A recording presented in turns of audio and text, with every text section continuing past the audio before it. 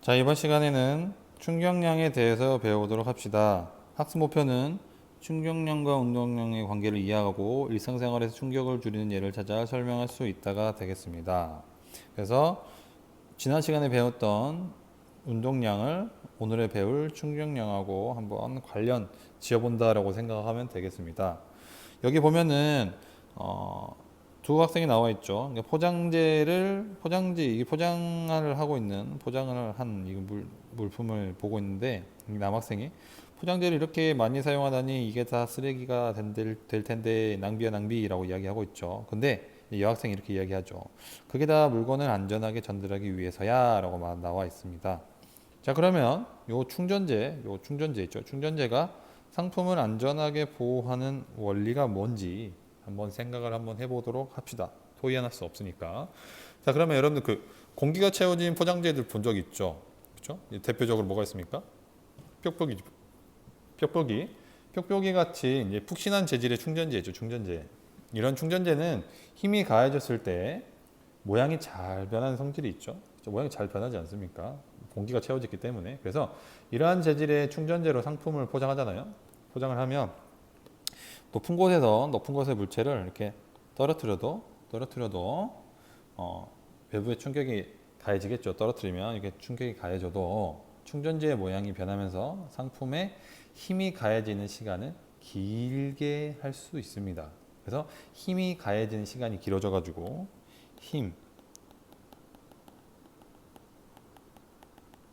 시간이 길어져 가지고 최종적으로 어떻게 되는 거냐면 상품에 작용하는 힘의 크기를 작게 하는 효과가 있어가지고 상품이 안전하게 보호가 되는 거죠. 얘가 만약에 그냥 아무것도 없이 보호막 없이 바닥으로 슉 떨어진다면 실질적으로 바로 이 물체 이 바닥에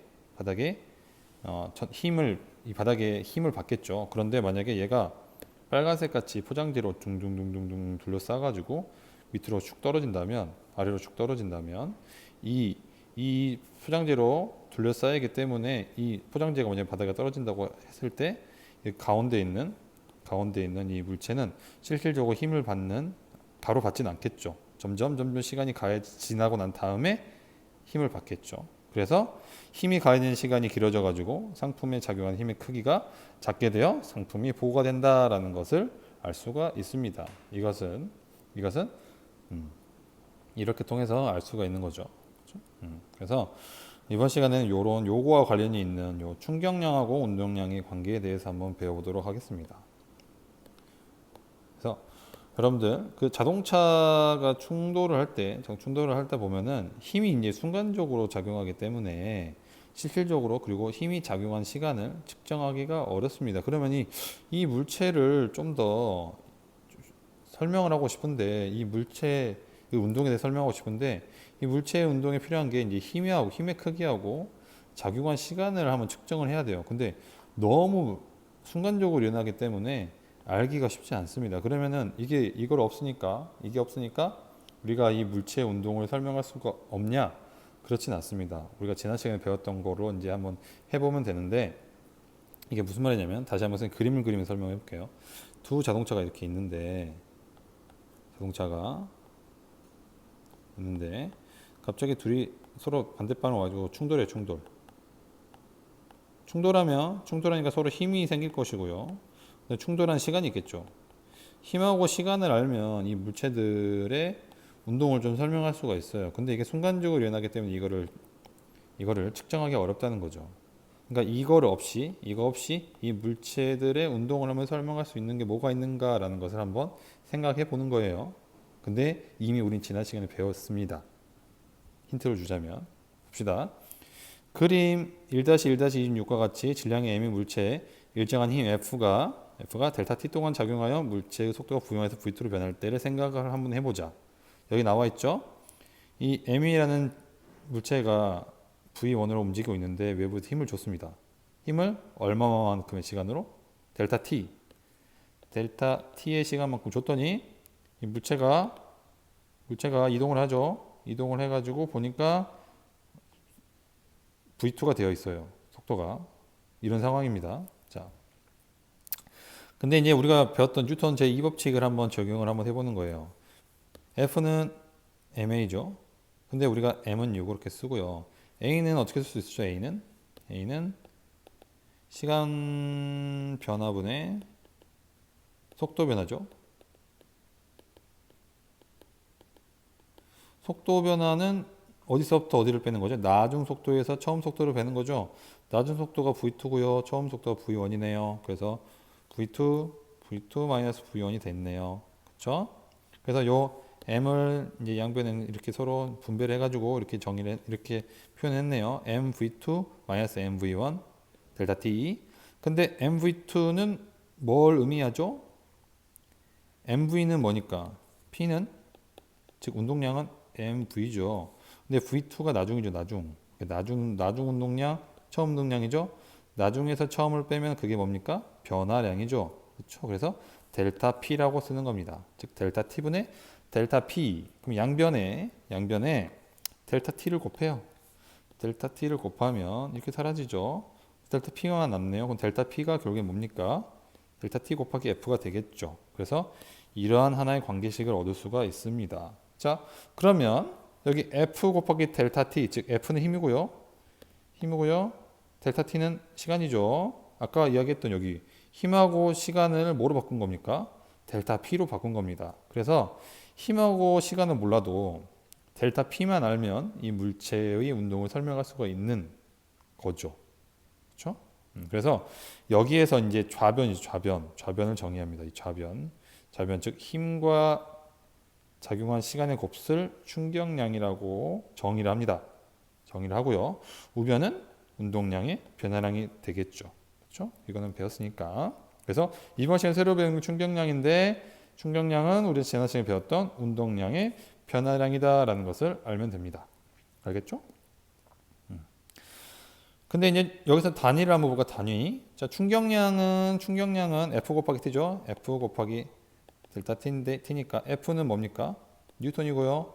델타 T는 시간이니까 세크죠. 그래서 뉴턴 곱하기 세크로 표현할 수가 있는데 결국에는 이게 F 곱하기 델타 T가 델타 P잖아요. 그러니까 델타 P는 결국엔 운동량인데 즉 이 충격량은 운동량이 변화량과 같기 때문에 실질적으로 충격량의 단위는 운동량의 단위로 표현해도 됩니다. 그렇겠죠? 근데 운동량은 P였죠. P는 MV죠, MV니까 M은 뭐예요? 킬로그램, V는 미터 퍼 세컨 이렇게 쓸 수가 있습니다. 그래서 충격량의 단위는 두 가지입니다. 두 가지.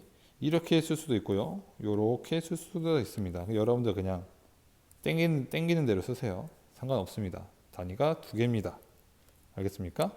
자, 그 다음으로 이제 중요한 게 그래프 분석이 나옵니다. 그래프. 여러분 그래프가 나오면 항상 가로축하고 세로축을 보라고 했습니다. 가로축은 뭡니까? 시간이고요.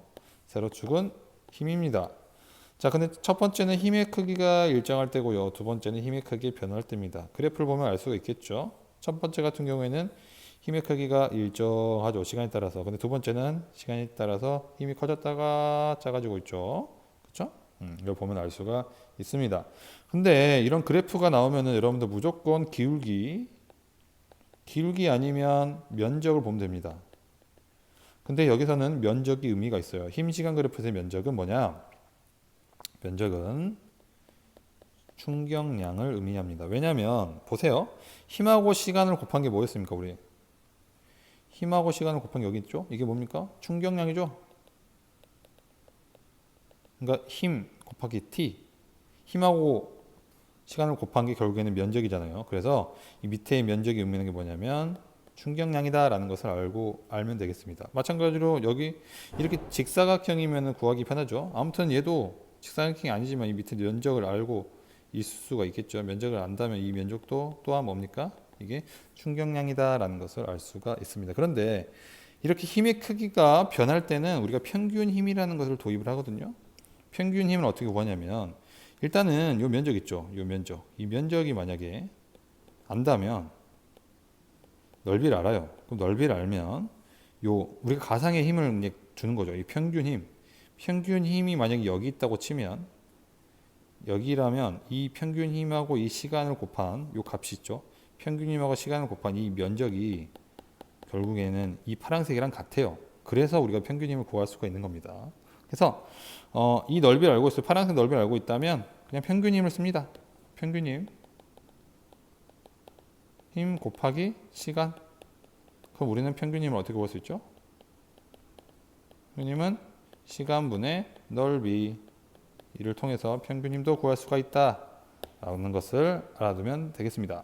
알겠습니까? 이 힘 시간 그래프에서는 뭐가 중요하다?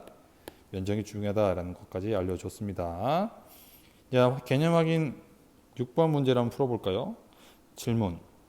야구 경기에서 투수가 질량이 140g인 야구공을 40m/s 속력으로 던졌고 타자는 이 공을 야구 방망이로 쳐서 날아오던 방향 반대 방향으로 50m/s 속력으로 날려보냈다. 야구 방망이가 야구공에 가한 충격량의 크기는 몇 뉴턴 세크인가? 자, 일단은 이렇게 나올 때는 여러분들이 단위를 좀 바꿔줘야 합니다. 단위. 자, 질량의 단위는 킬로그램이고요. 그다음에 속도의 단위는 미터 퍼 세크고요.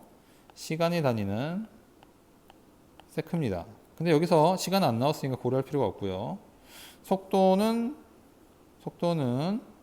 다 정해져 있죠. 미터 퍼 세크로. 그래서 고려할 필요가 없고요. 질량만 바꾸면 됩니다. 왜냐면 질량은 킬로그램인데 100g으로 나와 있죠. 그러면은 140g을 킬로그램을 바꾸면 0.14kg이죠. 왜냐면 1kg이 1000g이니까 1000g이니까 단위 환산하면 됩니다. 자, 봅시다. 그러면 이제 그림을 한번 그려볼까요? 이런 거 나올 때 무조건 그림을 그리세요. 헷갈리니까. 투수가 야구공을 던집니다. 오른쪽 방향으로를 그냥 플러스라고 하겠습니다. 그럼 40m/s로 던졌는데 타자가 이 배트를 들고 이 날라오고 있는 공을 쳤어요. 근데 정확하게 그 반대 방향으로 쳤다고 했죠. 이쪽으로 공이 칩니다. 몇 m/s로? 50m/s로 친다고 했었죠. 이때 물어보는 게 뭐예요? 물어보는 게 야구공에 가한 충격량의 크기는 얼마인가 라고 물어보고 있죠. 근데 우리 충격량의 크기는 뭐랑 같다고 했었죠? F 델타 T가 충격량이죠. 크기는 델타 P라고 했죠. 그럼 델타 P는 나중 운동량에서 처음 운동량 빼면 되죠. 근데 운동량은 P는 MV였죠. 그러니까 M이 뭡니까? 나중 운동량은 M이 0.14. 그다음에 속도가 여기서는 이제 마이너스를 써야 합니다. 왜냐하면 오른쪽으로 가는 것은 40을 플러스라고 했기 때문에 왼쪽으로 가는 것은 마이너스로 해야 합니다. 50은 마이너스. 그래서 마이너스 50. 이 부가 되게 중요합니다. 그다음 마이너스 처음 운동량은 지울까요? 굳이 가로를 할 필요가 없는데 0.14. 0.14예요. 곱하기 40이죠. 이걸 계산해 보면 얼마 나오냐면 마이너스 12.6이 나옵니다. 그래서 충격량의 크기는 마이너스 12.6인데 이 마이너스라는 것은 방향을 의미하기 때문에 물어보는 건 크기잖아요. 크기는 마이너스, 즉 마이너스를 떼면 됩니다. 이거 숫자만 중요하니까 12.6 kg 미터 퍼 세크가 되겠죠. 하지만 단위를 바꿔도 됩니다. 12.6 뉴턴 세크 이렇게 해도 상관없습니다. 둘 다 맞아요.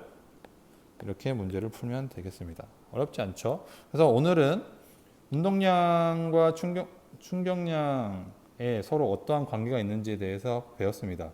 그러니까 우리 지난 시간에 배웠던 운동량을 충격량으로 한번 접목시켜 봤어요. 그렇죠?